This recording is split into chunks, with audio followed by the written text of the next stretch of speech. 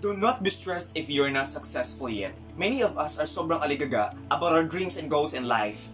And we oftentimes say or even complain, "My God, I haven't reached my goal yet. Wala pa ko yung na-achieve. Wala nahitabos ako for the past years. Wala nahitabos akong life."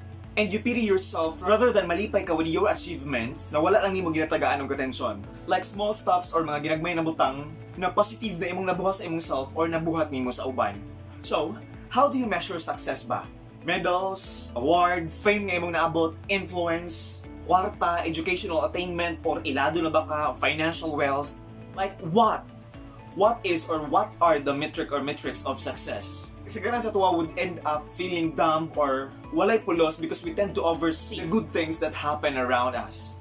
Kaya bitang we keep on looking forward for things to the point that we fail to recognize na we already have what we're looking for pala in life, but we are blinded by the so-called successes niya mo nakita sa Instagram, sa Facebook, or sa mga social status, or nakita ni mo diha sa social media, and would oftentimes make you feel that you are less of a person. Now mga palangga, how you define success is actually a path that will define the road that you're going to take. And it's definitely up to you kung saan mo siya pag-set ang road para sa imong kaugalingon.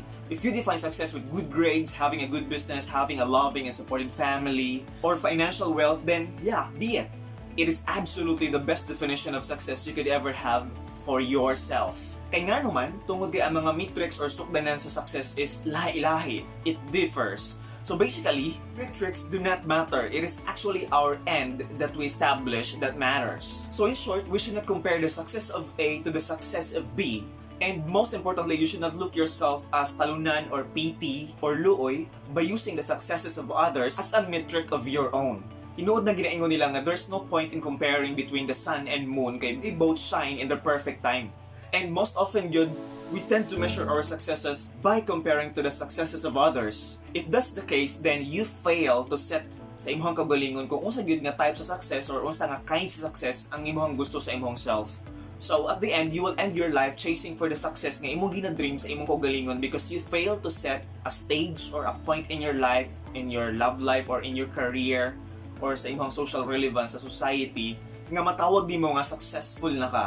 Ingon pa nila, you are rich when you are contented with what you have. But mga palangga, there's no less in trying harder or pushing yourself to the limit or to the next challenges nga imuhang iset sa imuhang self.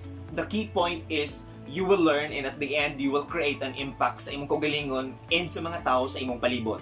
But most of us would say nga, ang kabaliktaran sa success is failure, which I believe is completely wrong gina siya. I myself do not believe in failures. I see them as lessons. As Malcolm Forbes say, niingon siya, failure is success if we learn from it. So usahay, thank yourself for making a mistake because I think it's God's way of telling you that you have to redirect yourself or you have to reboot or you have to take a U-turn. And it's a reminder sa imuha that you should have to strive harder or recreate or take the plan B or make some personal assessments sa imong kaugalingon if things are worth pursuing or okay ba ni mga butanga nga buhaton nimo sa imong self. So in life, walay failure. It's either you earn or you learn from what you do. So mga palangga, I have to end this video by generally saying that the limits of success that we envision lies only in our capacity to dream for ourselves and how motivated we are to work for it. So again, no need for you to be stressed if you are not successful yet. Hustle hard, make a good circle of people, always believe that you are a work in progress. Your mistakes in life are not final, and always believe that you will get there. See you!